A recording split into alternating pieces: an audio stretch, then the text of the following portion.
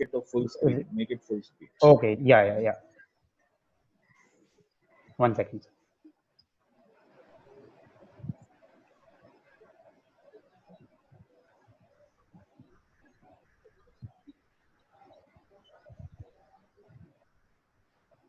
So a very good evening to all my friends. I'm Navendu Jalan from SE Electronics and the manager of EWT. So basically, I would like to tell you something about myself. As I gave my introduction, my name is Navendu Jalan and I'm from SE Electronics. Basically, the aim behind this session is that it is kept for our respected volunteers because in today's world, all of us are exposed so badly to junk food, wherein we eat things which are completely unwanted by the body. I would like to tell you about some of my personal certifications, wherein I have got these two of the major certificates, named as the first one is Diet and Nutrition Coach, beginner to advanced level with a total of 10 CPD credits. And the second certificate is Diploma in Sports Nutrition with a total of 10 CPD credits and with a distinction passing grade. In this slide, I would like to give you some basic information about diet. Firstly, I would like to tell you about the importance of diet. Building muscle or losing weight is really a tedious task until a diet is followed. It's never easy to train all the muscle groups properly and think of becoming a bodybuilder without a diet. Basically, diet is the reaction and gymming is just the catalyst. Understanding of what our body actually needs is really very important. For example, a person suffering from genu valgum or knock knees requires more of calcium in his or her diet. Now, I would like to expose the wrong image of diet. Basically, what this says is that whenever I say the word diet, the image that appears to your mind is that dieting is actually a very simple word, but it has been really made complex in this fast moving world. People think that eating just salads will be dieting, eating no white rice will be dieting, eating no candies will be dieting, but I really put a big cross over these thinkers. In this slide, I would like to tell you about the most important nutrients known as the macronutrients. Firstly, I would like to tell you that in this macronutrients, we have got three macronutrients, namely fats, protein, and carbohydrates. Firstly, I will tell you about fats. Fats can actually be your best friend or the worst enemy. One of the most important nutrients is fats. This actually dominates proteins and carbohydrates. Do you want to really burst a major myth now? Yes, I'll burst it for you. Fat is actually something without which you may not survive. You might have heard people saying that I'm on a zero carb diet. Wow, that's so attractive to hear. But yes, they too consume fats. Now, there is a big myth that eating fat makes us fat. No, but it is not like that. It's about the quality and quantity of the fat that one consumes. Basically, I would like to give you some sort of knowledge about fats. Fats are of three types, namely saturated, unsaturated, and trans fats. Saturated fats are bad fats, and unsaturated fats are good fats. Trans fats are the worst ones. No big deal if you won't consume it throughout your life. Let's talk about the good fats or unsaturated fats. These are subdivided into categories named as monounsaturated fats and polyunsaturated fats. I think with the name you may understand the meaning. Monounsaturated means it has got just one saturated bond, and polyunsaturated means that it has got more than one unsaturated bonds, that fat molecule. These types of fats are required by the body to cut bad fat. Good fats have a plenty of things to eat, for example, such as almonds, avocados, flax seeds, ghee, virgin olive oil, and etc. Eating all those good fats is actually a must. Fats are the slowest digesting nutrients, irrespective of whether they are good or bad. The major role of fat is in the ketogenic diet, which is one of the most famous diets going on in the current world, wherein 75% of the whole calories what one consumes is actually fats, and the remaining one is protein and carbohydrates. I won't make this section too boring by adding too much of science in it, so let us move on to protein. Protein, this is also actually a very important nutrient which truly maintains one's muscle mass and keeps you full mainly once consumed. Proteins are nothing but a combination of various amino acids. There are requirements of protein depending on an individual's body type. Proteins also function as enzymes in our body. We mainly get protein through foods such as kidney beans, lentils, sprouts, chicken breast, egg whites, etc. Let me tell you one thing. The protein content is not the same in all the foods just because of the presence of different amino acids in each food what one consumes. As I said before, that proteins are required to maintain muscle mass. So, if an individual runs below the required quantity, then the body consumes energy first through the muscles, resulting in the decreasing of their size. Anyways, you might know that too much of cardio also burns a lot of muscle mass. But I will surely guide you in how to simultaneously put down fat and put on muscle mass at Apex Fitness, which is my venture. Last but not the least, let me tell you that it is used in rebuilding the muscle fibers which have been torn down during workout. Less protein intake for the people going to the gym and lifting heavy weight actually hinders their muscle growth. Now, let me move on to the last macronutrient and the most important and the most famous one, which is the carbohydrates. This word is actually made up of four things: starch, sugar, glycogen, and cellulose. Basically, carbohydrates has a sparing effect over proteins. Now, I'll tell you the meaning of what is a sparing effect. Basically, a body is too smart. It uses carbohydrates first to uh, perform various functions rather than using proteins to provide energy to the body. Carbohydrates are stored in the body in actually the form of glycogen in the muscle and liver. Around 500 grams of total glycogen is stored in our muscles and livers. There are basically two types of carbohydrates: simple carbohydrates and complex carbohydrates. Simple carbohydrates are a bit dangerous for fat and obese people, but then too, I never stop my clients to have it on a daily basis because I provide them the right proportion. These are called simple carbohydrates because they increase the blood sugar levels rapidly, and the body has to secrete a lot of insulin in order to neutralize it. On the other hand, complex carbohydrates are somewhat different. They are neither digested too fast nor they increase the blood sugar levels rapidly.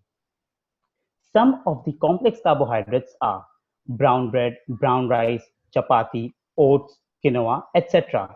And some of the simple carbohydrates are white bread, white rice, candies, apple, etc. And please, I really don't want the people to go on the wrong track. Anyways, you might have heard about that eating carbs at night makes you fat, but it is actually nothing like that. It's just a big myth. The reality is somewhat different. Diets designed by me actually keeps all my clients full for the whole day and also provides them the maximum energy whenever and wherever they need because the diets are completely designed on the basis of their timetable. Now, I would like to tell you about the deciding index, which is nothing but the glycemic index. Firstly, I would like to tell you what glycemic index is. Basically, it is a very important term whose meaning most of you may not know. This actually refers to the ability of a particular carbohydrate to increase the blood glucose levels in the body.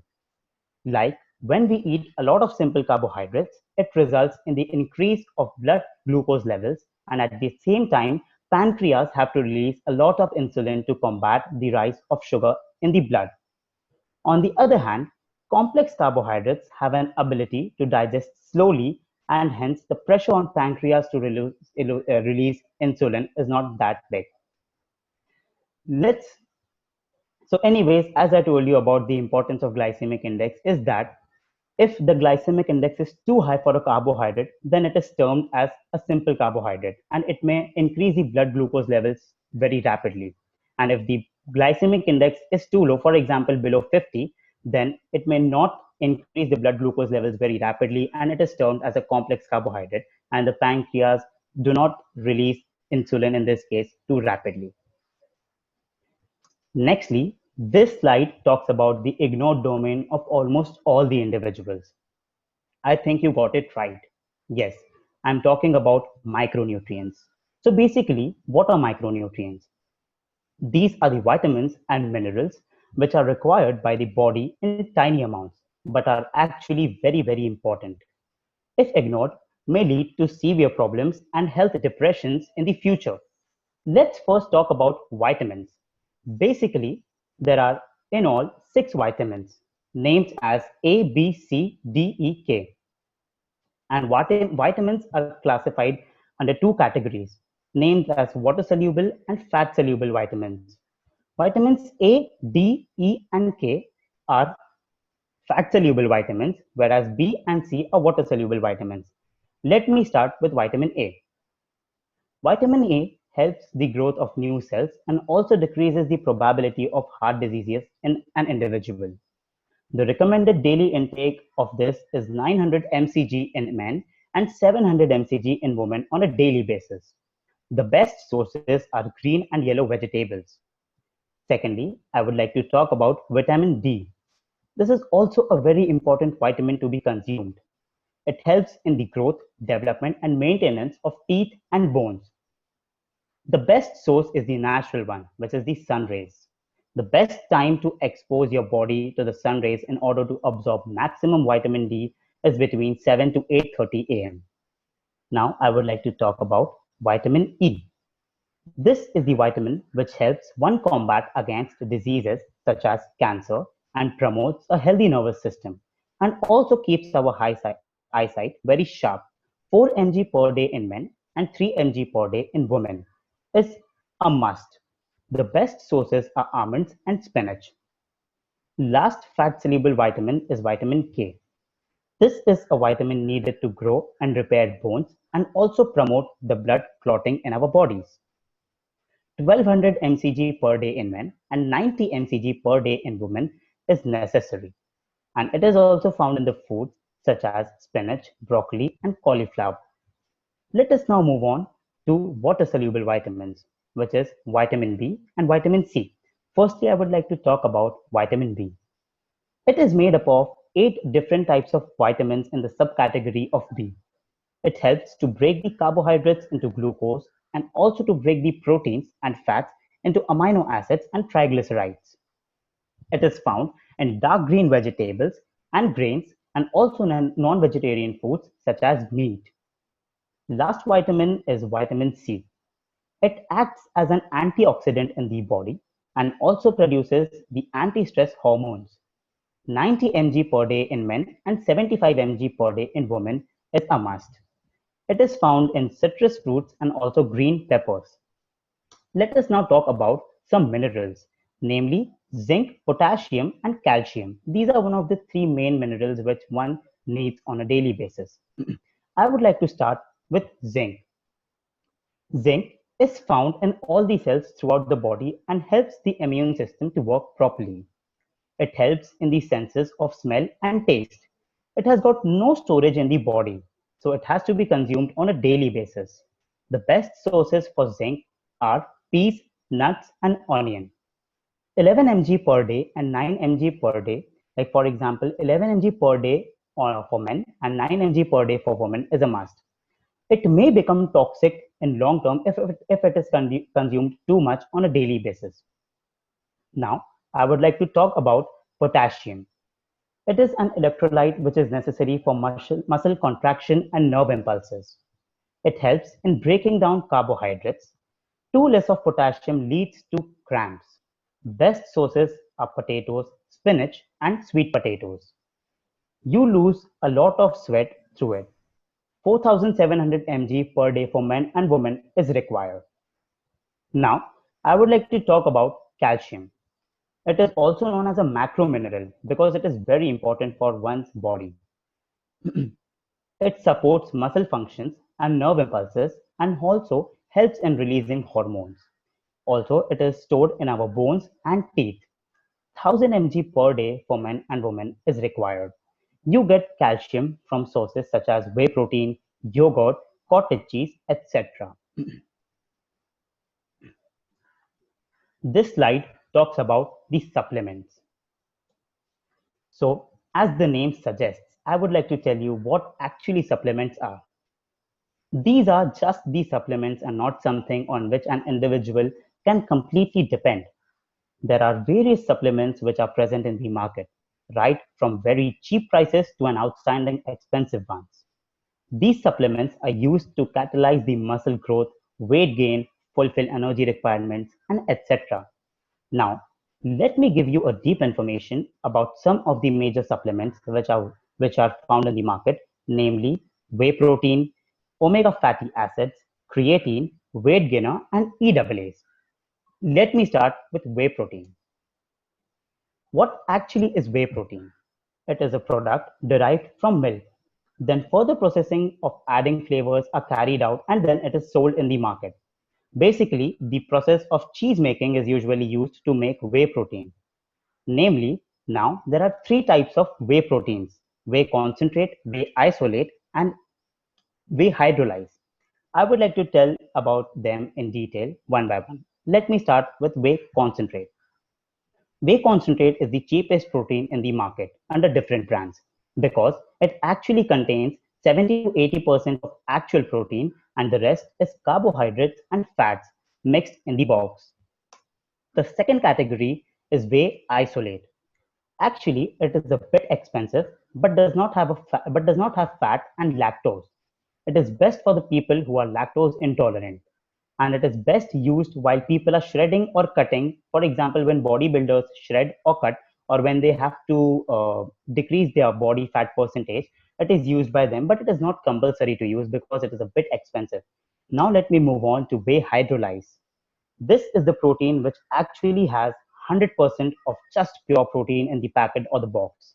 It is the most expensive protein. But yes, one thing is to be noted.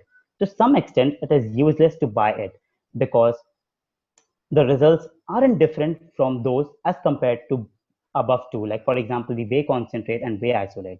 It just gets you 1 or 2% more differences as compared to both the proteins. Now, I will move on to fish oil supplement. This is a supplement which contains omega-6 fatty acids and omega-3 fatty acids. Basically, omega-6 and omega-3 fatty acids both are considered to be good fats or healthy fats. For an individual above a bit than of the sedentary levels, like an individual who does not work out or who doesn't even walk much, is known as a sedentary individual. So for those individuals, 1 gram of fish oil is suggested daily.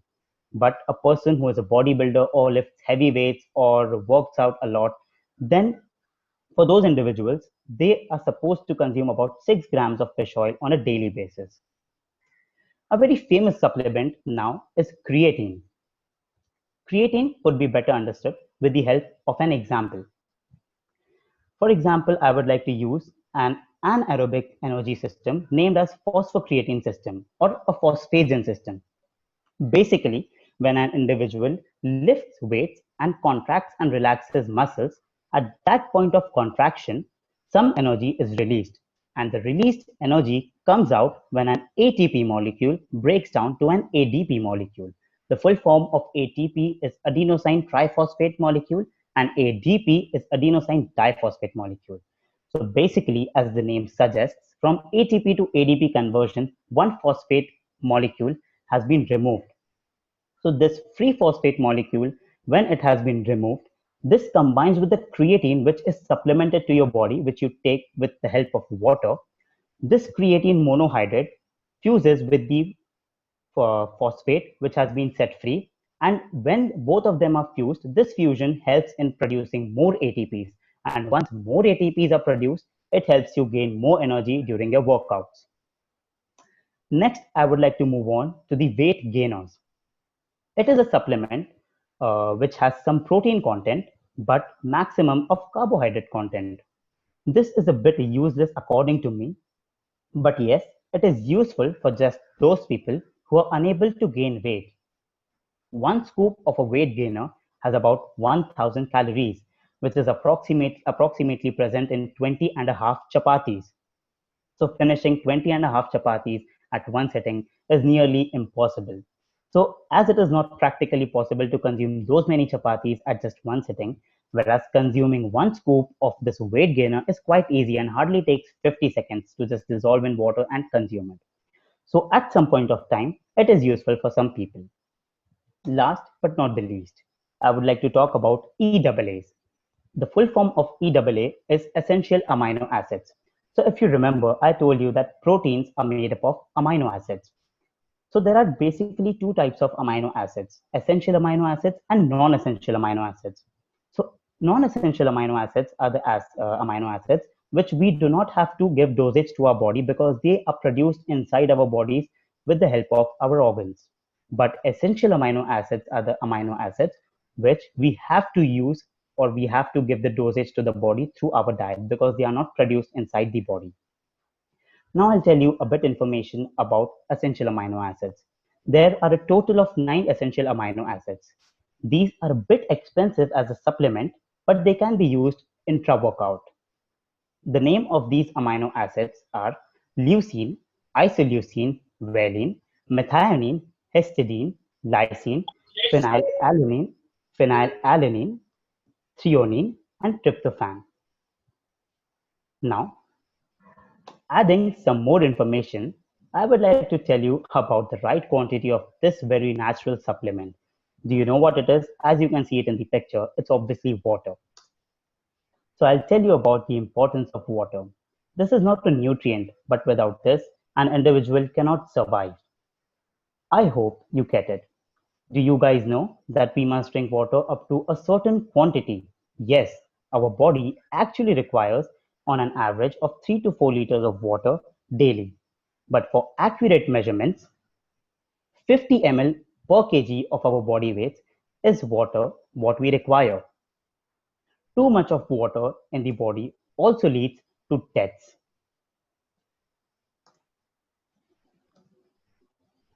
Now, I would like to talk about the energy systems. Firstly, let's talk about the aerobic system.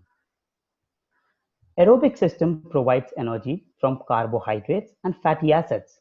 It produces more ATPs as compared to two other energy systems named as phosphocreatine or phosphagen system or the lactic acid system. The process of an aerobic system is as follows. First of all, the glycogen is converted to glucose. Then, through the process of glycolysis, this glucose is converted to two ATP molecules and two pyruvate molecules. Then, this two ATP molecules and two pyruvate molecules are set aside, and the two pyruvate molecules in the presence of oxygen are converted to acetyl coenzyme A. Then the Krebs cycle comes into the picture, wherein we get H2 ions, CO2, and two ATPs. These two ATPs are used to fuel the body and provide them energy. Let me tell you one thing. The aerobic system cannot be used for exercises in the gym or some exercises which need energy on a sudden basis. They are used in marathons or a long running. Next system is phosphocreatine system. Basically, phosphocreatine system, it is used in high intensity as energy over there is required on the spot. The process of a phosphocreatine system is as follows. The muscle contraction of an individual in the gym takes place, for example, then the ATP converts to ADP, if you remember, as I told before. ADP combines with the creatine to produce more ATP molecules for the generation of energy. Last but not the least of all the energy systems is the lactic acid system. It is an anaerobic system. Over here, this process is as follows. The carbohydrates in your body are converted to glycogen, then the glycogen is converted to glucose, and the glucose is converted to 2-pyruvate and 2-ATP molecules. 2-pyruvate molecules is then converted to lactate in the absence of oxygen, and 2-ATP molecules are anyways used for providing energy to the body. So now let's not make it too boring by adding too much of science. Let's move on to the next one. I'm talking about some of the famous diets in this slide. The first one is the gluten-free diet. Anyways, I would like to tell you one thing. The name is a bit attractive, but this is the hardest of all. Gluten is actually found in pizza doughs, pastas, and etc. Basically, consuming gluten on a daily basis can lead to bloating of the body. But this happens to the people who are actually celiac suffering people. The diet is actually not too nutritious because it is very less on protein and very high in fat. This also costs a lot, but it helps to lose weight very fast. But I personally don't suggest this diet because it is not too practical. Let's move on to the next diet, named as paleo diet. Paleo diet. This actually is a diet what our hunter gatherers ate. Basically, just meat. This is the time when no processed food, potatoes, packed food, and grains were known or available. This provides a lot of protein as having a lot of meat and seafood gives you them. They have got a lot and tremendous supply of amino acids in them. The main problem with this diet is that it resists you to eat some good foods which offer you great health benefits. As I told that it is a diet of the time of our great hunter-gatherers. I personally believe that if you want to follow a paleo diet, then have a less drastic approach for this diet and also consume some needed foods good for the body. Next one is the one of the most famous ones, low carb diet. As the name suggests, it actually has least amount of carbohydrates in the whole calories what one consumes on a daily basis. This diet requires a lot of protein or fats to complete the calorie goals. If you are a sedentary individual, then this diet is suitable for you. But if you aren't and you work out in the gym or you go out for running or have long runs on a daily basis, then this is actually not suggested because if you don't provide your body with good carbs or complex carbohydrates, you won't be able to fuel your workouts or running sessions. Nextly, I would like to talk about intermittent fasting. So basically, a normal individual eats for about 13 hours and fasts for about 11 hours on a daily basis. I'm talking about a normal individual. But in this type of intermittent fasting, basically you have to eat for just 8 hours and fast for the rest of 16 hours.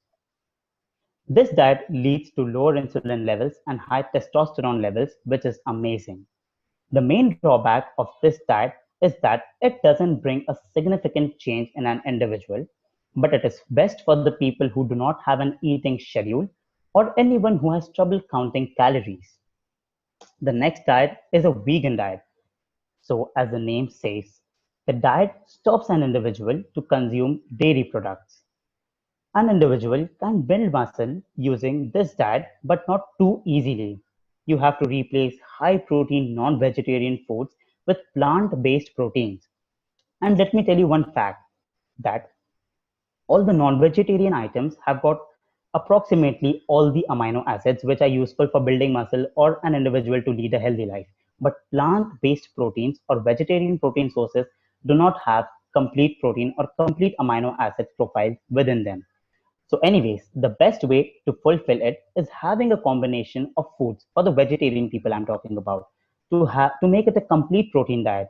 For example, you can mix rice with the legumes or beans to make it as a complete protein where you get a complete amino acid profile because some of the amino acids are present in rice and some of the rest amino acids are present in the legumes or beans. Legumes means, for example, chickpeas and other types of peas. Now, the most famous diet is ketogenic diet. This is amazing and famous diet, which is the ketogenic diet going on currently. This contains high fat, mediocre protein, and low carbohydrates. Basically, in this diet, the brain functions completely change and it gets your body to a state called ketosis, which is nothing but when the body is not provided with the required amount of carbohydrates, the body converts fat into fatty acids and then it uses fats for providing energy to the body for carrying out activities. This fatty acids are also further converted to ketone bodies and hence the name is given ketogenic diet. Now, over here, I would like to tell you about some of the FAQs which I get on a daily basis. These frequently asked questions are really important to know by each and every one of you. The first question says that is brown sugar better than white sugar? So as you all know that white sugar is a bit cheap on pricing and brown sugar is a bit expensive. The price ranging and the price difference is a lot. But anyways, there is no nutritious difference. Let me tell you that it isn't actually true that brown sugar is better than white sugar because the glycemic index, which I spoke about in the past slides, is near about the same in both. So there is just a difference of price and no difference of nutrition. Now, the second question says that what is good, fresh versus frozen vegetables? So first thing which brings your mind after hearing to this says that obviously fresh vegetables, but let me clear some of the doubts. The freshly picked vegetables are always full in the vitamins and minerals. Anyways, when we buy vegetables from the market, they are not really very fresh as the transportation from the place of produce also consumes time. The stunning factor here is that when an experiment was carried out, it was found that more nutrition was found in frozen vegetables as compared to fresh vegetables because these frozen vegetables were high in antioxidants, which is something to be surprised. My personal suggestion to all of you is that balancing blanching of vegetables before cooking them is not really a good option because by blanching over here I mean that boiling a lot of water and then putting them into the water to just clean them. This actually removes the water soluble vitamins present in the vegetables because once the blanching of vegetables is done, the water soluble vitamins which are present in the vegetables are just mixed with the water and the vegetable is left with no nutrition qualities. But a better way or a better option to overcome this is steaming them and then cooking it. I hope that was the best option of steaming.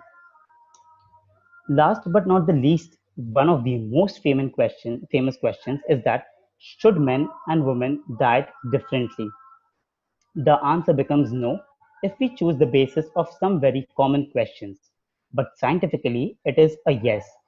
For example, a man and a woman of the same height, age, and weight will have to diet differently and completely different because the muscle mass in men is more as compared to women.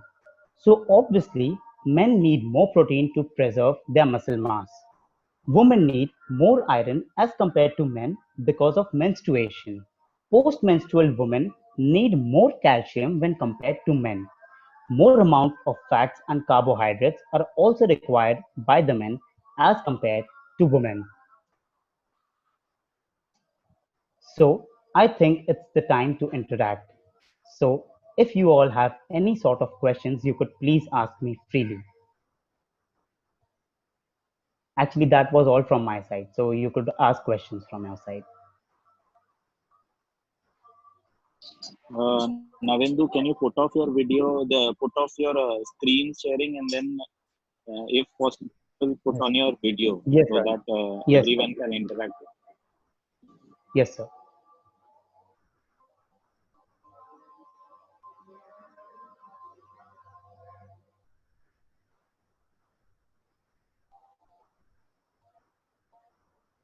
Yes, Yes. anyone has a question, please ask by unmuting your mic. It was really a great session, Navendu, and really informative. And many things even I got as a new. And we are really blessed that you are with us and you have given such an interactive session. Thank you so much from my side. Thank you Yes, so much, sir. I'm question, highly honored. question, participant, please ask a Yeah, question by if unmuting anybody is yourself. not asking, yeah, I want to ask first question, Navendu. Yes, ma'am. If Surely. anybody hasn't asked it till now, okay. My first question is, Navendu, whenever someone comes to you for getting diet, Yes, ma'am. Yes, ma'am. how do you decide that which particular diet you have to, because it must be personalized, depending upon Yes. the whatever the work done by the person, whatever his total profile you have to consider before giving the Yes. Yes. diet, right? Yes, So ma'am. how you decide that which particular plan fits that particular person? Yes. So basically, ma'am, I've got some of the clients right now also. And if someone approaches me for a particular diet, then I ask them for some of their information. For example, their timetable, which is the most important, what they do, because according to that, I may know that when do they require maximum amount of energy in their daytime. And the most important what I require is the weight in pounds or something, whatever they'll be able to give me, their height and their age, so that I'll be able to design a diet which is the best for them. Then I give them options that do you want a ketogenic diet? As I told ma'am in the session, that ketogenic diet is a diet wherein an individual eats for about 8 hours and fasts for about 16 hours. So if I've got a client who is very, for example, who is not able to count his or her calories on a daily basis, then what happens in a ketogenic diet is that they can eat a lot of food at one go. And in ketogenic diet, what happens is you provide more fat, good fats and healthy fats to the client. So it also keeps them full for a longer period of time. So on the basis of what do they do and what their timetable is, I provide them diet. So this is what the information Okay. I need before Okay. designing a diet. Yeah, one more question from my side, and then it will be open for all. So my question is, what we have heard till now is that you must have heavy breakfast, then light lunch, and even lighter supper. Is it correct?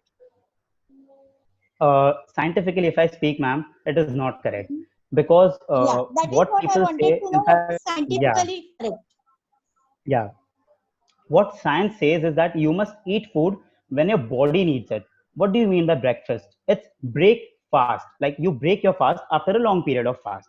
Like you sleep overnight, and in the morning you go in a catabolic state. What a catabolic state is, when Yeah, your body is not having food for energy. So in that catabolic state, to convert it to anabolic state, you eat food. So there are individuals I've seen that who are not hungry in the morning, or who don't feel hungry in the morning, but then too they eat just because of this myth what they've heard from people or from a mouth publicity that you must have a heavy breakfast. So I personally say that it is not correct. I ask my clients that when do they feel hungry maximum. Like if they say that they are not hungry in the morning, then I won't add much calories to their diet in the morning time, because for the name's sake, I'll give them something to eat in the morning. But when they need maximum amount of food, or whenever they are maximum hungry, that point of time is the best time to give them with the best possible meal and the best possible amount of calories which one can give or I may provide to the client. yeah. Because then that time they will be able to digest more. Yeah, Sure, because at that point that of is the time, funda, they no? are actually hungry. At that point of Yeah, time, they are actually hungry. If you're not hungry in the morning, and if you eat your breakfast in the morning, a heavy breakfast, and your actual time of hunger is afternoon. So you ate a heavy breakfast, you also ate a lot of food in the afternoon. So at that point of time, you're obviously going to gain weight. So that's not okay. suggested. Yeah. Yes, ma'am. Okay. Thank you, Navendu. Now it is open for. No issue, ma'am. Yes, anyone, please unmute your mic and ask the question. If yes, So, please Navendu, can ask. I ask a question? Yeah, sure, sure. First of all, your session was really amazing, and I wanted Thank you to so ask much. that. Actually, I want to gain weight, but I'm eating a lot. But then also I'm unable to eat gain. So, what can I do? Yeah, so firstly, I would like to tell you some of the basic things which you may get in a normal language. Gaining weight Yeah, is not a very easy task, or losing fat is also not a very easy task. It's difficult for each individual. Like if you're fat, then losing fat is really tedious, and if you're underweight, then gaining weight is also a very tedious task. And just eating calories is not the option. The option is what you eat. For example, if you keep on eating Maggie, you say that it's high on carbs, it's high on fat. So I'm eating Maggie, but then too I'm not gaining a lot of weight. Then what my personal choice or what my personal pick is, what you eat really matters.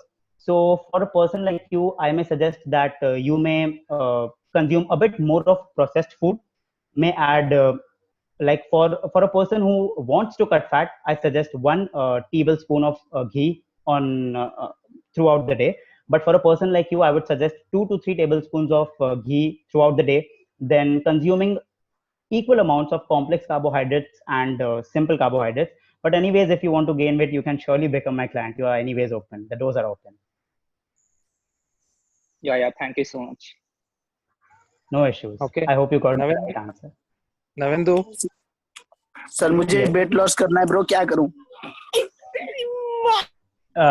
Yeah, could you please repeat your question? Weight loss करना चाहता हूं, क्या करूं? Wait a minute.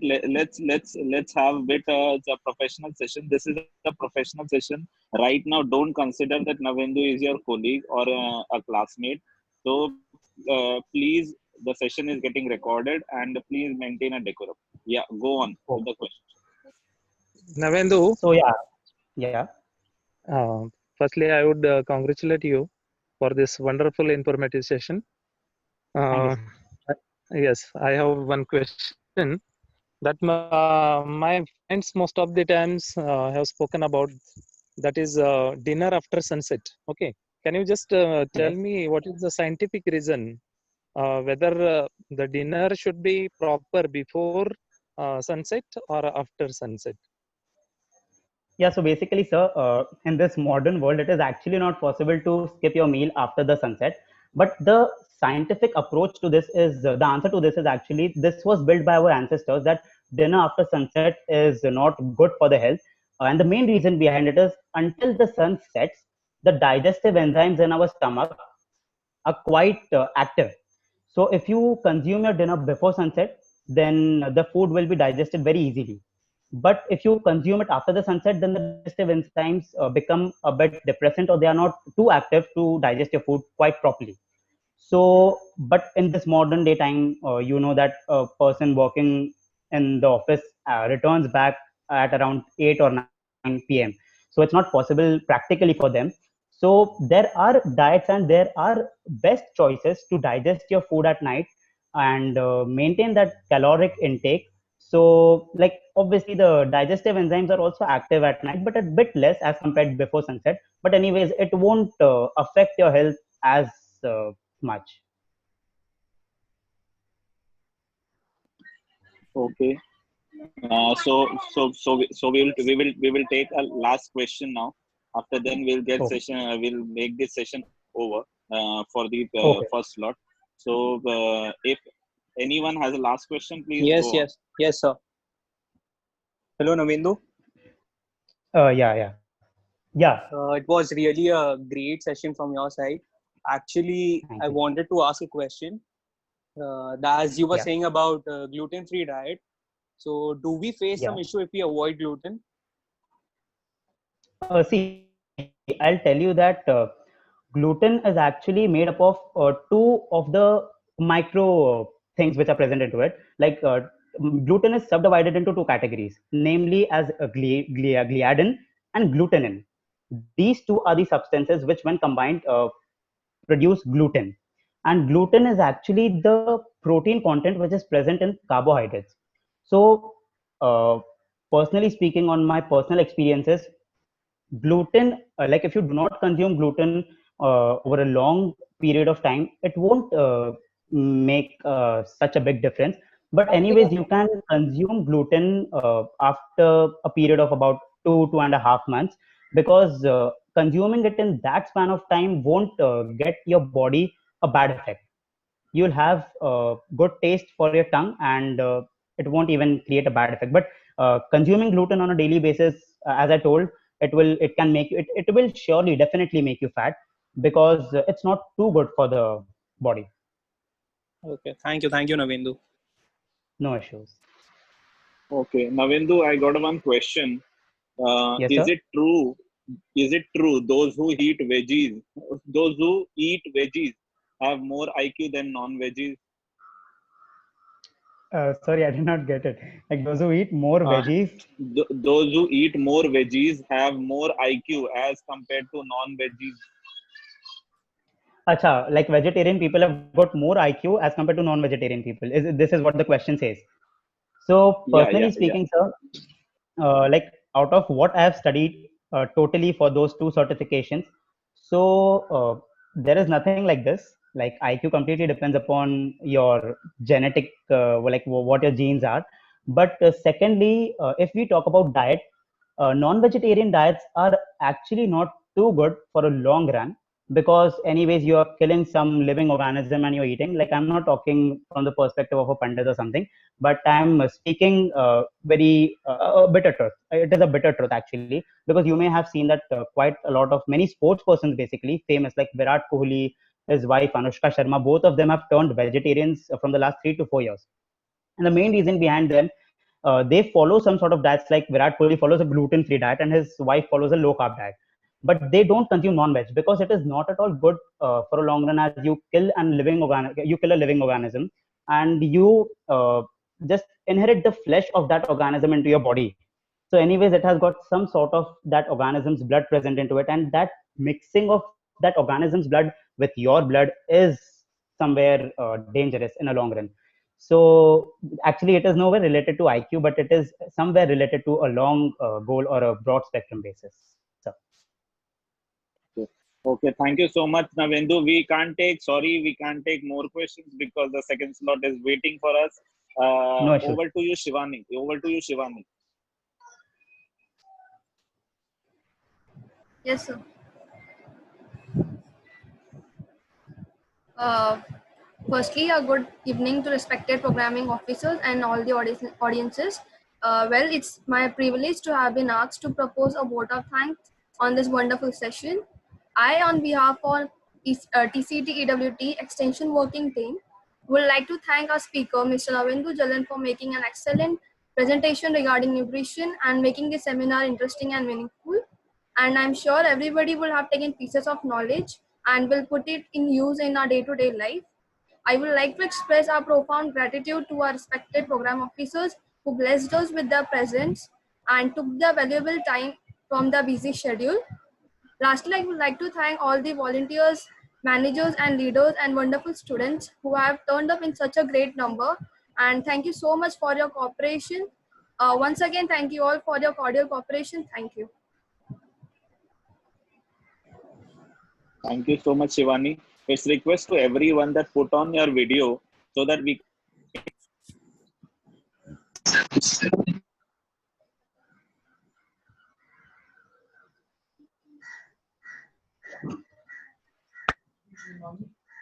Who did this to my beloved knife? Huh?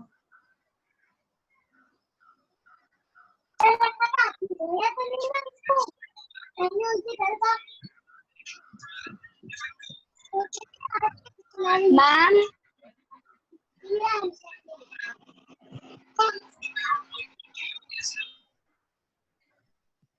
Yes, sir, done.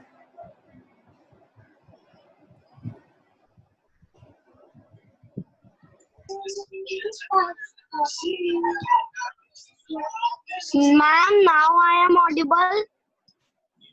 Yes, you are audible. Who is talking?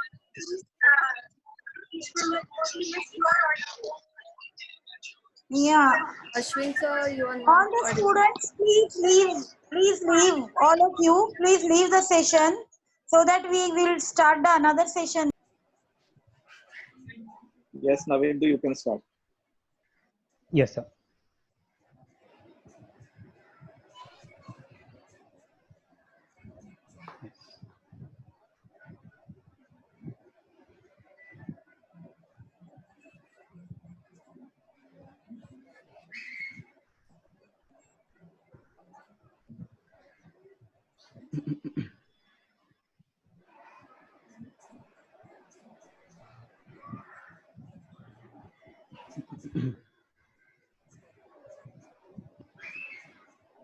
So hello all. This is a session which has been kept on importance of diet and nutrition. I would like to tell you something about myself. So a very good evening to all my dear friends. I'm Navendu Jalan from SE Electronics and the manager of EWT. Basic aim behind the session is that this session for all our respected volunteers is kept for a reason. In today's world, all of us are exposed so badly to junk food, wherein we eat things that are completely unwanted by the body. Let me tell you about some of the personal certifications that I have. So these are the two major certifications which I've got. The first one is Diet and nutrition coach, beginner to advanced level with a total of 10 CPD credits. And the second one is diploma in sports nutrition with a total of 10 CPD credits and with a distinction of passing grade again. So in this slide, I would like to give you a basic information about diet. Firstly, I would like to tell you the importance of diet. Anyways, building muscle or losing weight is really a tedious task until a diet is followed. It's never easy to train all the muscle groups properly and think of becoming a bodybuilder without a diet. Diet basically is the reaction and gymming is just the catalyst. Understanding of what actually a body needs is very important. For example, a person suffering from genu valgum or knock knees requires more of calcium in his or her diet. Now, let me expose the wrong image of diet in front of you all. Basically, the image that appears to your mind when you hear the word diet is really wrong. Dieting is actually a very simple word, which has been made really complex in this fast moving world. People think that eating just salads will be dieting, eating no white rice will be dieting, or eating no candies will be dieting. But no, I put a big cross over these overthinkers.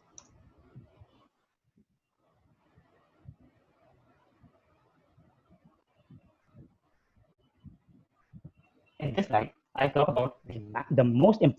Under this category, we have three macronutrients named as fats, proteins, and carbohydrates. Let me start with fats. Fats can actually be your best friend or worst enemy. One of the most important nutrients is fat. This actually dominates protein and carbohydrates. So, do you want to burst a major myth now? So, let me burst it for you. Fat is something without which you may not even survive. There are people who say that I am on a zero carb diet. Wow, that's so attractive to hear. But yes, they too consume fats. Now, there is a big myth that eating fat makes us fat. No, but it is not like that. It's about the quality and quantity of the fat that one consumes. Basically, fats are of three types: saturated, unsaturated, and trans fats. Saturated fats are bad fats, and unsaturated fats are good fats. Trans fats are the worst ones. No big deal if you won't consume it throughout your life. Let's talk about the good fats or unsaturated fats. These are subdivided into two categories, namely monounsaturated fats and polyunsaturated fats. These types of fats are required by the body to cut bad fat or the unhealthy fat. Good fats have a plenty of things to eat in, such as almonds, avocados, flax seeds, ghee, etc. Eating all those good fats is actually a must. Fats are the slowest digesting nutrients irrespective of whether they are good or bad. The major role of fats is in the ketogenic diet, which I'll come on later in the session, wherein 75% of the whole calories what you eat is just fat and the remaining is protein and carbohydrates. Anyways, I won't make this session too boring by going too deep into the science. So now let's move on to the protein section. Protein. This is also a very important nutrient which truly maintains one's muscle mass and keeps you full mainly once consumed. Proteins are nothing but a combination of various amino acids. There are requirements of protein depending upon an individual's body type. Proteins also function as enzymes in our body. We mainly get protein through foods such as kidney beans, lentils, sprouts, chicken breast, egg whites, etc. Let me tell you one thing. The protein content is not the same in all the foods just because of the presence of different amino acids in each food that one consumes. As I said before, that proteins are required to maintain muscle mass. So, if an individual runs below the required quantity, then the body consumes energy first through the muscles, resulting in the decrease of their size. Too much of cardio also burns a lot of muscle mass, but I will surely guide you in how to simultaneously put down fat and put on muscle mass at Apex Fitness, which is my venture. Last but not the least, let me tell you that it is used in rebuilding the muscle fibers which have been torn during workout. Less protein intake for the people going to the gym and lifting heavy weights hinders their muscle growth. Last macronutrient is one of the most famous one, and it is none other than the carbohydrates. Carbohydrates. Basically, this is a word made up of sugars, starch, glycogen, and cellulose. Carbohydrates have a protein sparing effect, which means that it spares protein in the body for energy requirement and rather uses carbohydrates for carrying out activities. So let me just get out of the line and tell you that our body is too smart, and it first uses carbohydrates for providing energy to the activities which one has to carry out in his daytime, and the proteins are kept aside for energy requirements.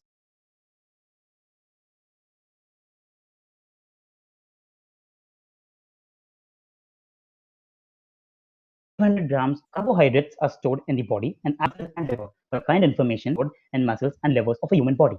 There are basically two types of carbohydrates: simple carbohydrates and complex carbohydrates. Simple carbohydrates are a bit dangerous for fat and obese people. But then too, I never stop my clients to have it on a daily basis because I provide them the right proportion.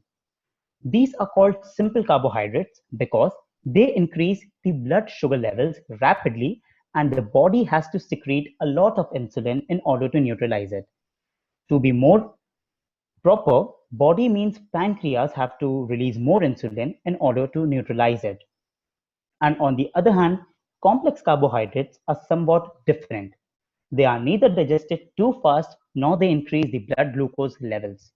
Some of the complex carbohydrates are brown bread, brown rice, chapati, oats, quinoa, etc.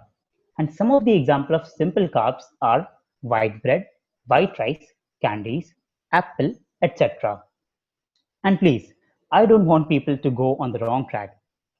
You might have heard that eating carbohydrates at night makes you fat. No, it's nothing like that. It's just a big, big myth. The reality is somewhat different.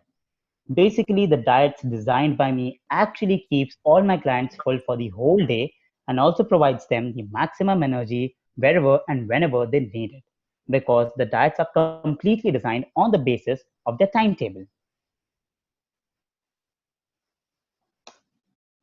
Now, this slide talks about one of the most important and deciding index, named as the glycemic index. I would like to tell you what glycemic index is. Basically, it is a very important term whose meaning most of you may not know. This actually refers to the ability of a particular carbohydrate to increase the blood glucose levels in the body. Like when we eat a lot of simple carbohydrates, it results in the increase of blood glucose levels, and at the same time, pancreas have to release a lot of insulin to combat the rise of sugar into the blood. On the other hand, complex carbohydrates have an ability to digest slowly and hence resists the blood glucose levels to increase very rapidly, and hence there is no pressure on the pancreas to release more insulin.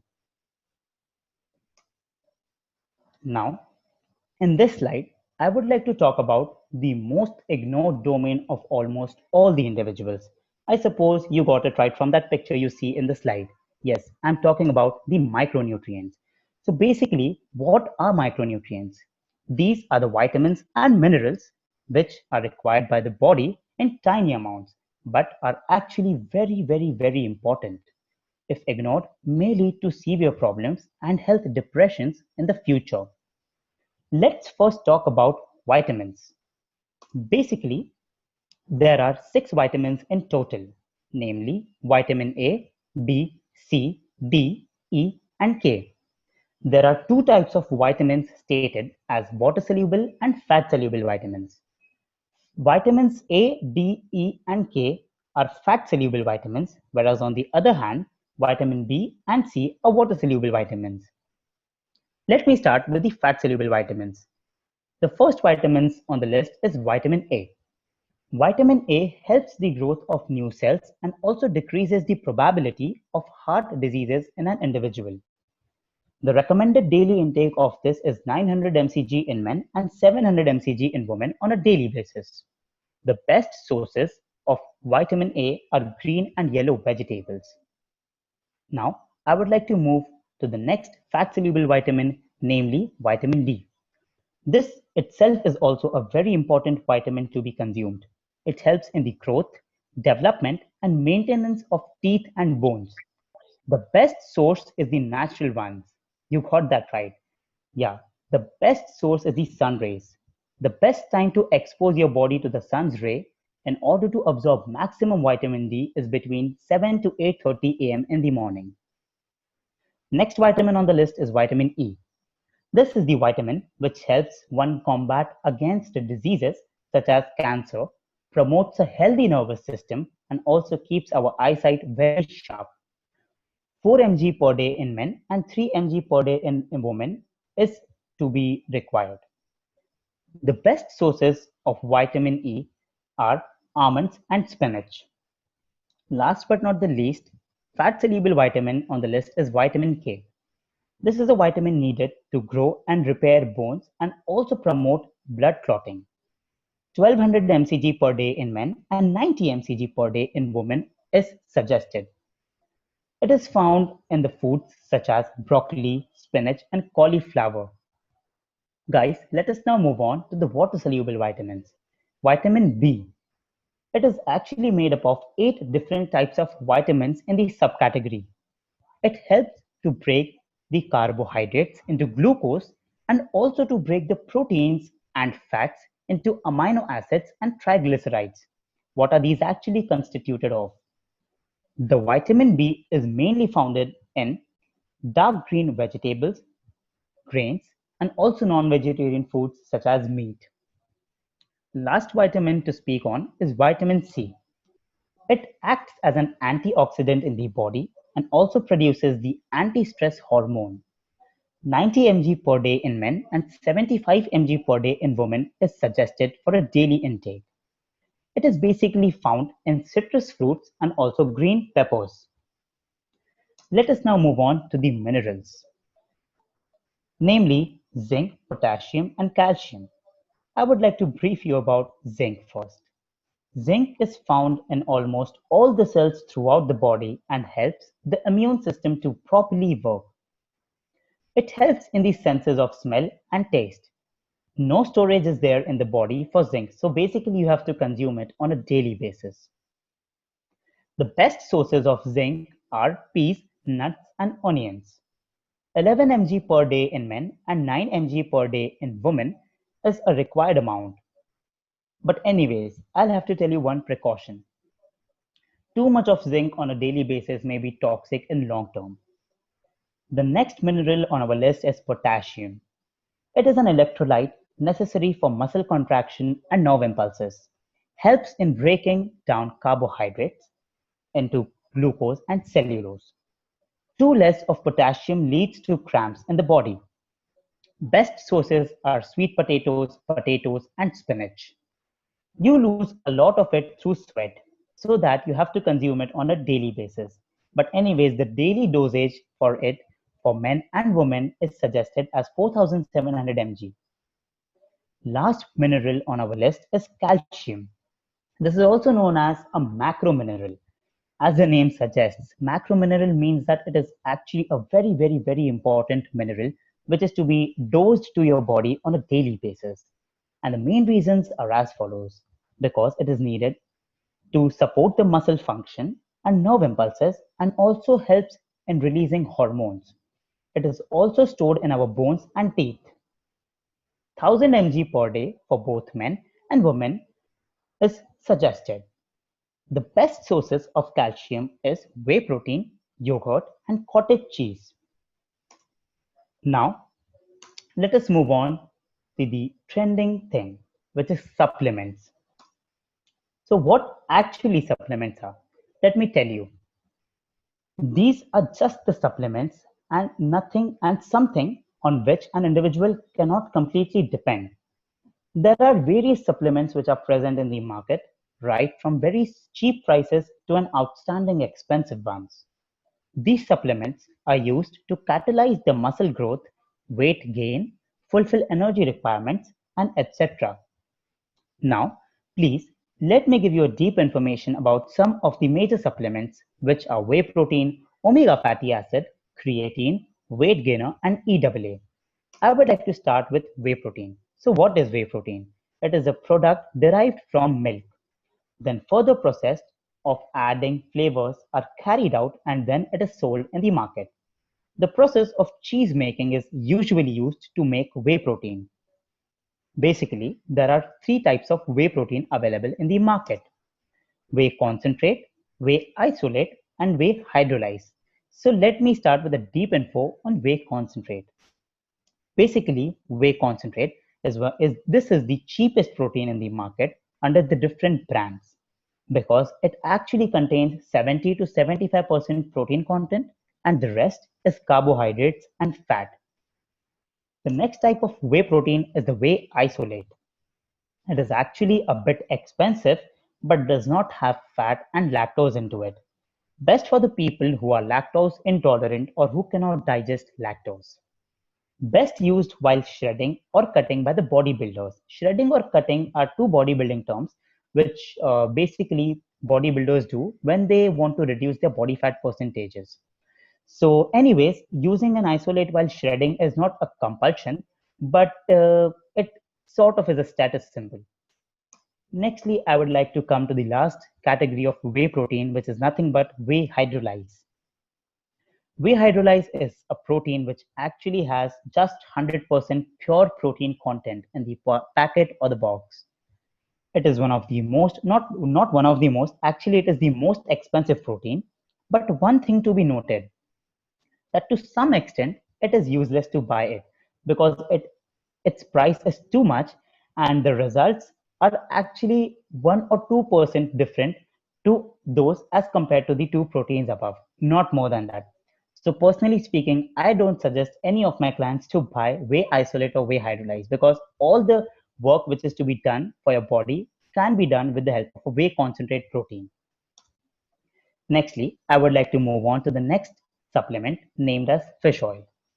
This is a supplement which contains omega-6 fatty acids and omega-3 fatty acids.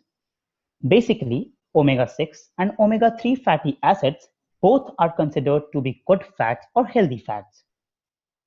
Basically, for individuals above a bit than that of a sedentary level, for sedentary over here I mean to the people who are a bit inactive or who don't work out or go for running sessions. So for that of a sedentary level individual, 1 gram of fish oil is suggested on a daily basis. But for those who are gymmers or go out for running sessions, they are supposed to consume about 6 grams of fish oil daily. Next supplement is one of the famous ones for the bodybuilders or the people who go to the gym, namely creatine. This can be better understood with the help of an example. The example is of one anaerobic energy system, which is there inside our body, named as phosphocreatine system or the phosphagen system. Basically, when an individual lifts weights and contracts and relaxes muscles, at that point of contraction, some energy is released. And this released energy comes out when an ATP molecule breaks down to an ADP molecule. By ATP, I mean adenosine triphosphate molecule, and by ADP, I mean adenosine diphosphate molecule, where this phosphate molecule from ATP is set free in the second stage. So once this phosphate molecule is set free into the body and you have supplemented creatine into your body with the help of water, this creatine monohydrate supplement fuses with that free phosphate molecule inside the body. Once this fusion takes place, it creates tremendous amounts or numbers of ATPs. And once more ATPs are created into the body, they help to provide more energy and they release more energy in order for a better workout. Next supplements category is nothing but the weight gainer.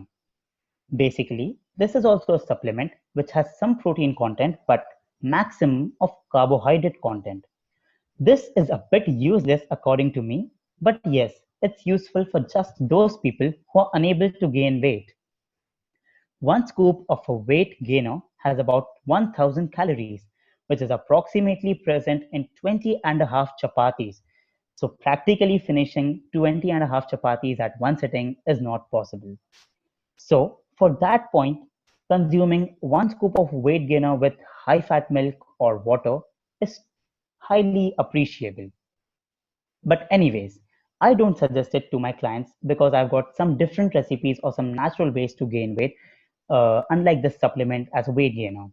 And anyways, consuming just a scoop of weight gainer is quite easy as it hardly takes 45 to 50 seconds. So at some point of time, it becomes useful. Last but not the least supplement is EAA. The full form of EAA is essential amino acid. So as I told you about proteins, they are constituted from the amino acids. There are two types of amino acids, namely essential amino acids and non-essential amino acids. I would like to tell you about the non-essential amino acids. The non-essential amino acids are the amino acids which you don't have to take externally through your diet because those non-essential amino acids are produced or generated inside the body.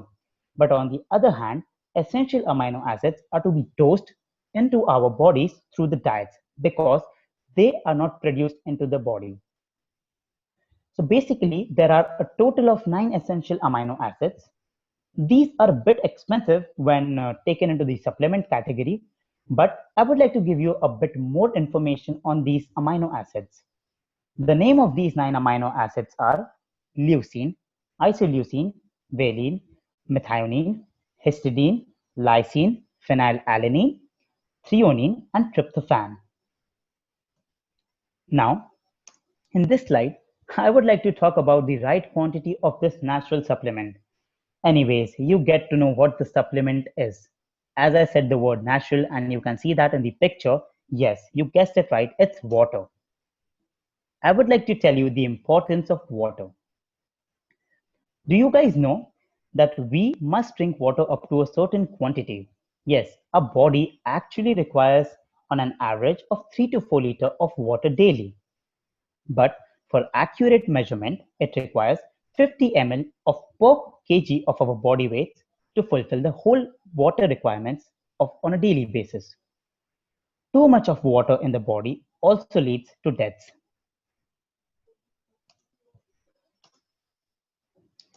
Nextly, I would like to give you a briefing about the energy systems. These are the energy systems which actually provide you energy while you work out or go out for running sessions. First energy system is named as aerobic system. The aerobic system provides energy from the carbohydrate and fatty acid source. The aerobic system produces more ATPs as compared to the other energy systems, namely phosphocreatine or phosphagen system or the lactic acid system. The process of an aerobic system energy is as follows. Glycogen is firstly converted to glucose, and then through the process of glycolysis, 2 ATP molecules and 2 pyruvate molecules are released in the presence of oxygen. And in the presence of oxygen, 2 pyruvate molecules are converted to acetyl coenzyme A. Then the Krebs cycle comes into the picture, where we get H2 ions and the 2 ATP molecules. The 2 ATP molecules produced over here are used to provide energy basically. The aerobic system is used for long running sessions and not for high intensity exercises, for example, to those which are performed in the gym. The next energy system is the phosphocreatine system. Basically, the phosphocreatine system is used in high intensity exercises as energy over there is required on the spot. The process of a phosphocreatine system is as follows. As I spoke about it in the supplement category of creatine, the muscle contraction takes place, energy is released, and the ATP converts to ADP. ATP is the adenosine triphosphate and ADP is the adenosine diphosphate molecule. ADP combines with creatine, or the free phosphate molecules combines with the creatine to produce more ATP molecules for the generation of energy. Last but not the least, is the lactic acid system. It is again an anaerobic system. This is a process wherein the carbohydrates of your body are converted to glycogen. Then the glycogen is converted to glucose. Then this glucose is further converted to 2-pyruvate and 2 ATP molecules. Then the 2-pyruvate is converted to lactate in the absence of oxygen.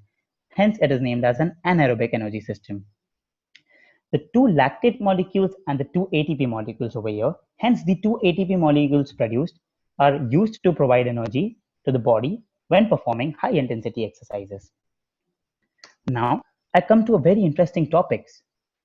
So you see, I'm talking about some of the famous diets over here. Firstly, I would like to talk about the gluten-free diet.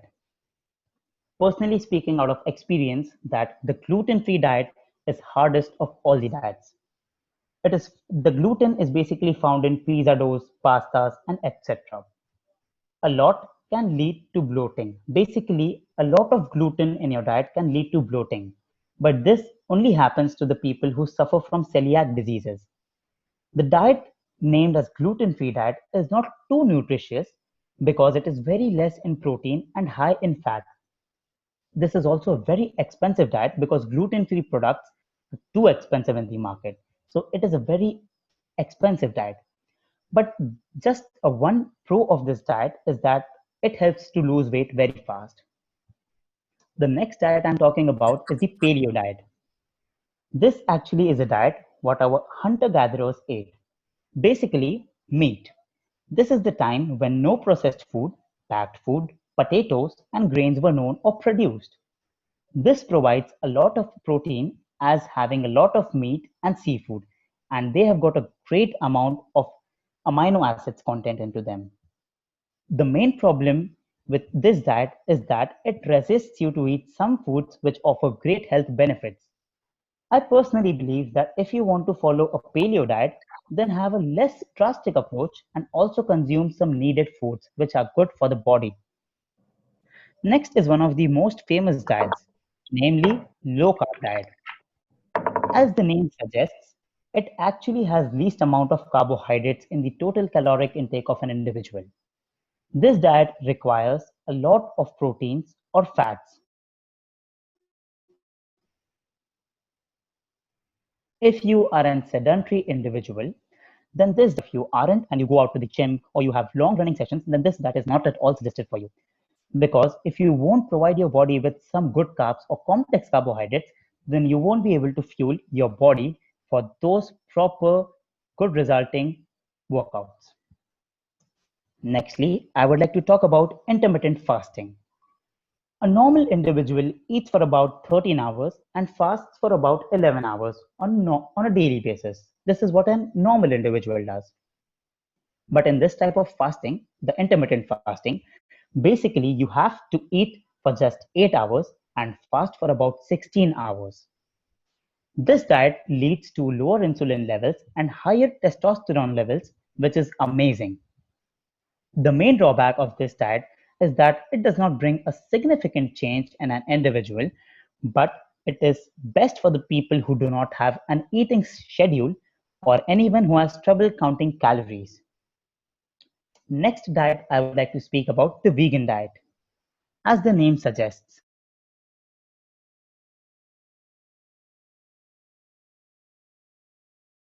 this diet stops and can build muscle using this, but not too easy. High protein non-vegetarian foods with plant-based proteins. Best way to fulfill this is having a combination of foods. I'm talking with the case of vegetarian items. If you build a combination of vegetarian products, then you can have a complete protein or a complete amino acid profile. To build a complete amino acidic profile, I would like to give you an example. You can mix rice with legumes or beans. Because rice has got some sort of amino acids and beans or legumes have got some sort of amino acids. You can also mix it with dal to make it a complete protein source.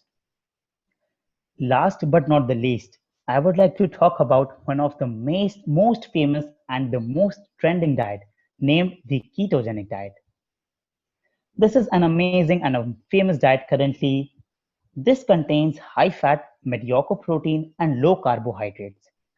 Basically, in this diet, the brain functions completely change, and it gets your body to a state called ketosis, which is nothing but when the body is not provided with the required amounts of carbohydrates, and the body converts fats into fatty acids and ketone bodies to provide energy for the activities which are to be carried out during the daytime of an individual.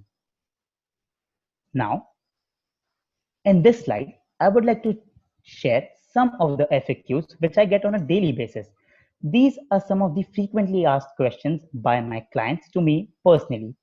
First frequently asked question is brown sugar better than the white sugar? So the answer to it is no.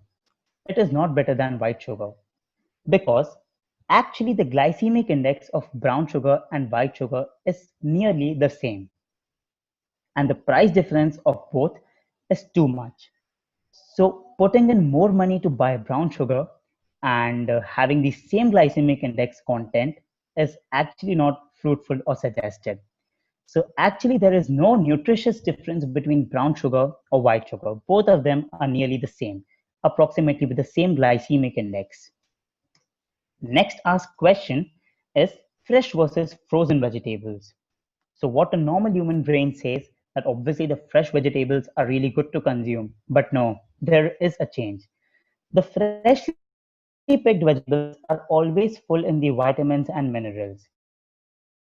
Anyways, when we buy vegetables from the market, as the transportation from the place of produce also consumes time. The stunning factor here is that when experiment was carried out over fresh versus frozen vegetables, it was found that frozen vegetables was somewhere high on the nutritious value or the nutritious content. Yeah, this is something which was found experimentally, that the frozen vegetables were really high in antioxidants, which is something to be surprised about. My personal suggestion to all of you is that by the term blanching over here, I mean that like just boiling the water for a longer time, then mixing the water with some sort of salt, and then dripping your vegetables or putting your vegetables completely into that water for some point of time actually removes the water soluble vitamins from the vegetable and leaves it less nutritious. So a better alternative for blanching is steaming. So basically you can personally steam the vegetables and then cook it and have it. Last but not the least, this frequently asked question is mostly asked by all of my clients because they are either men or women. So the question says that, as you can see it on your screen, that should men and women diet differently? The actual answer becomes no if we choose the basis of some very common questions that occur to your mind after listening to this. But scientifically, it is a yes. Yes, actually, the men and women have to diet differently.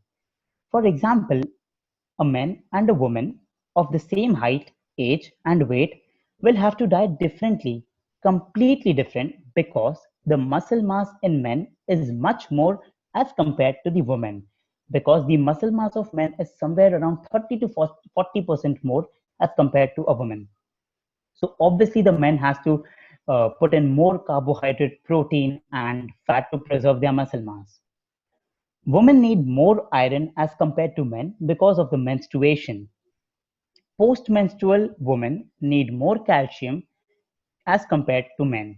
And anyways, as I spoke above, that fats and carbohydrates are actually required more by the men when and as compared to the women. So guys, I hope you liked this session, and that was all from my side. So this is the time to interact. Please get me some of the questions what you might have in your mind, and I would like to answer them happily.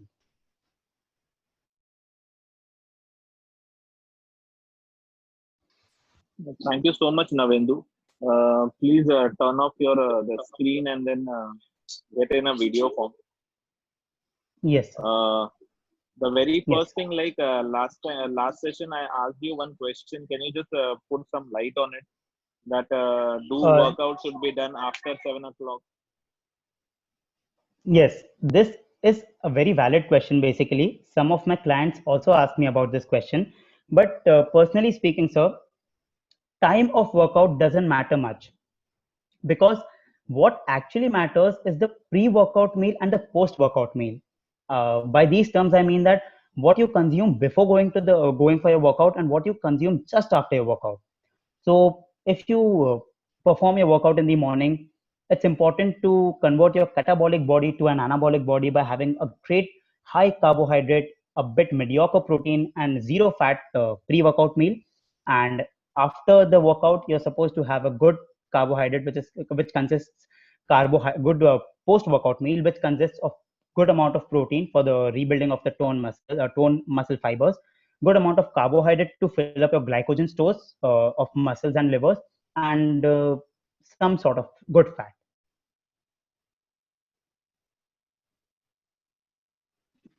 Yes, participants, anyone has any of the question, either you can unmute your mic and then you can ask, or you can put it on a chat.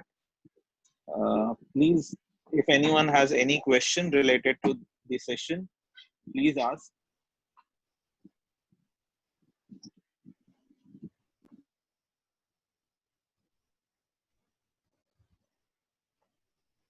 Yes, anyone has any question?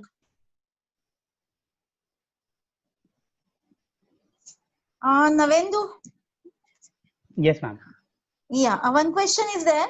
मुझे ये पूछना है कि when you have to go for a weight gain diet, okay, weight gain diet करने के लिए, suppose my daughter I want to go for suppose, then with eggs, not only vegetarian, so she is ego-lacto-vegetarian, so eggs also she can eat. So what you will propose, means which kind of diet you will propose Yeah, ma'am. So for weight gain? basically I've got some of my personal clients who want to gain their weight. So the people or individuals who have to gain weight and be a daughter being an vegetarian, I would suggest that whenever she consumes eggs, she is supposed to consume the whole egg, like not leave the abdomen or the yellow part, because that is very good with a healthy fats. And the white part, the egg yolk is very good in healthy fats, and the white part, abdomen, is good with protein content. So firstly, your daughter should consume full eggs. Secondly, what she actually eats throughout the day matters a lot, because the people who have got some sort of problems in gaining weight have got a very high or a very good metabolism. So whatever they eat is not actually sticking into their body. It is flushed out the very next day when they go for freshening up. So I would suggest a diet which is rich in equal amounts of complex and simple carbohydrates. Then approximately 2 to 3 tablespoons of ghee is highly suggested, because my clients who are on a weight loss diet, I suggest them or I give them just 1 tablespoon of ghee throughout the day. But for people who are gaining weight, I give them a diet having 2 to 3 tablespoons of ghee throughout the day. And I wouldn't suggest the supplement of weight gainer, as I said, because I have got a great recipe to gain weight, wherein a weight gainer has one scoop of weight gainer has got 1,000 calories. But what the recipe which I give to my clients is just uses high fat milk, then honey, and some sort of fruits. So that also equals to about 1,000 calories. So why to put in some sort of a supplement when you've got an alternative from the natural foods? Yes. Yes, I'm ma'am. also against the supplements. If you can do it naturally, that will be better, right? Yeah. Okay. And Thank egg, you. when you Thank are you. eating, how it is supposed to be eaten? Either means boiled egg or in the form of an omelette. What will be better? For a person who is supposed to gain weight, any form is actually highly appreciable, but boiled form is not too appreciable, because over there you're not adding some more extra calories. So you can prepare a salad out of it, wherein you add in extra virgin olive oil or some sort of a processed oil, or you can just prepare an omelette wherein you put in butter or ghee. Because when you are in a stage of gaining weight or bulking, bulking is a bodybuilding term. So when you are into a state of gaining weight, you are supposed to consume a bit more of saturated fats also. Like to my clients who are on a fat loss, I don't suggest them saturated fats, but to the people who want to gain weight and it seems to be difficult for them, they are to consume saturated fats and good amount of unsaturated fats. Yeah. Thanks a lot, Narendra. Thank you. No problem. Okay. I have got Thank a you. question in the sir. I've got a question in the chat box. Yeah. Somebody has told that please explain about the concept of paper thin skin. So I would like to tell, I don't know the name, I'm really sorry. My friend whoever asked about the paper thin skin, let me tell you that paper thin skin naturally is nearly impossible, because over there your body fat percentage is about 4 to 5%, which is not possible with the natural diet. So some steroids named as trenbolone enanthate or like as I named, trenbolone enanthate is a very commonly used steroid which actually cuts down fat of the body, and it gets you to a paper thin skin level. So like putting light over this topic is that naturally the paper thin skin is not really possible, but taking steroids, it is possible. But I don't promote steroids, but obviously if somebody injects steroids, I would highly suggest to have a PCT after the steroid attempt, because the PCT is a post cycle therapy which flushes out the steroid which has been injected into the body for further non side effects. Okay. Thank you so much. The next question I want to ask, actually, the need to ask as an people say that every time drinking a boiled water or a lukewarm water is better for reducing the weight. So, is it true or is it just a myth? So to some extent it is true, but if you say that in the morning you get up and you just lukewarm your water and just squeeze half a lemon into it, add 1 tablespoon of honey having 34 calories, this helps to activate the cells. This actually helps to activate the cells and then burn a bit more fat of the body. But this is not the final solution of cutting fat or reducing the body fat percentage. What I highly recommend is a proper diet. Like the fat loss is really a very tough situation.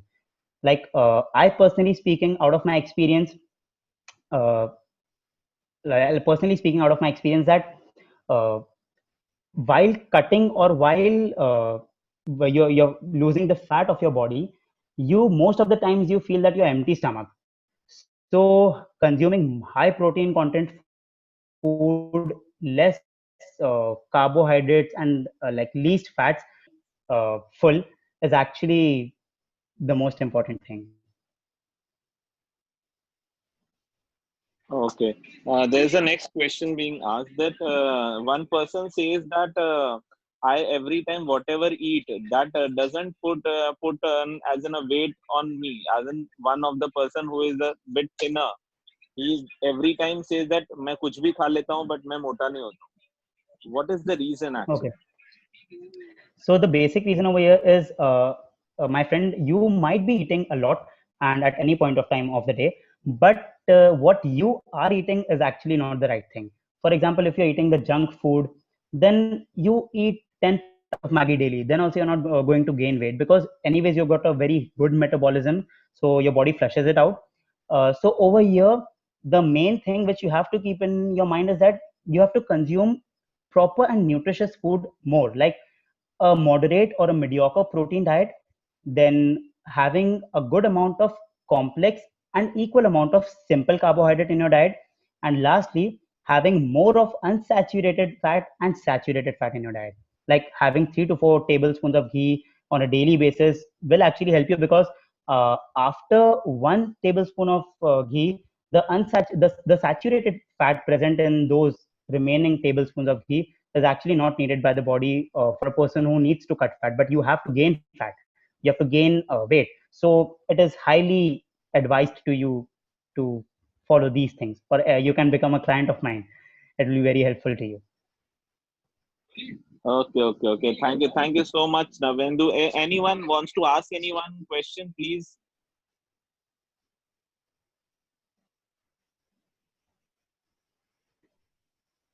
So the Okay. question which I Yeah. answered Yeah. before, actually, I didn't read it properly, but the full question was actually he has also written that paper thin skin is actually achievable without steroids. For example, Jeff Seed, and he has taken the name of some bodybuilders.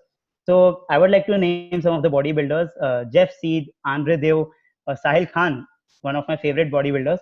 But let me tell you, friend, that nobody accepts the fact publicly that I've injected steroids into the body, because what happens is people have a mindset ki if an individual is injecting steroids into the body, then then the process of becoming a bodybuilder becomes very easy. I am against this fact that injecting steroids after injecting steroids the process becomes very easy. No, you have to have a proper diet, you have to work out a lot, but yeah, it becomes somewhat easy as compared to the people who are natural. But as you gave the example of Jeff Seed, uh,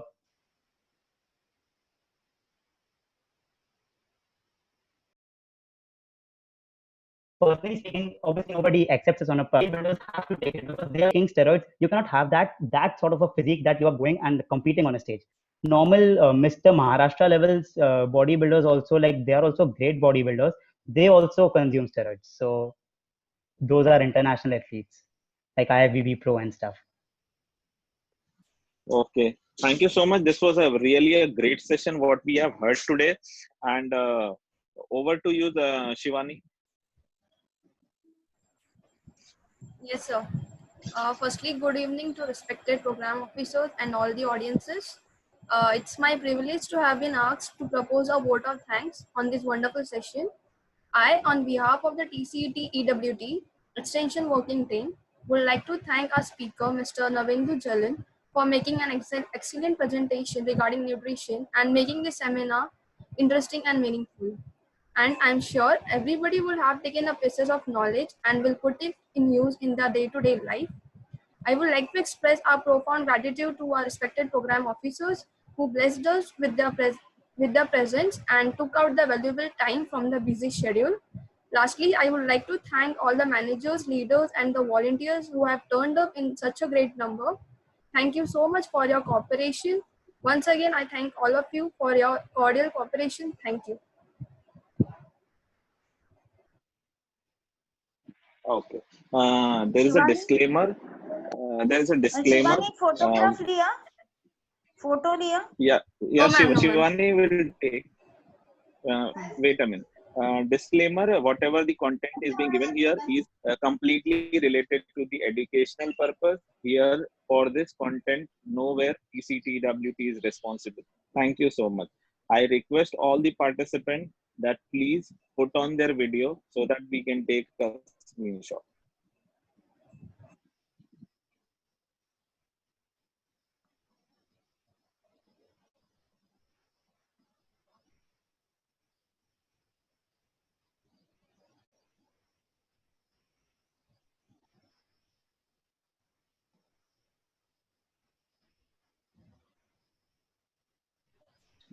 I thank you so much to all that you attend this session and had been getting a great informative things whatever our speaker has told right now, and we are blessed that such a great manager we are having in a team. Thank you so much, Navindu. Thank you so much. I request all the participants that they can leave the session and requesting Shivani to turn off the recording. I request all the leader and manager to be in the session.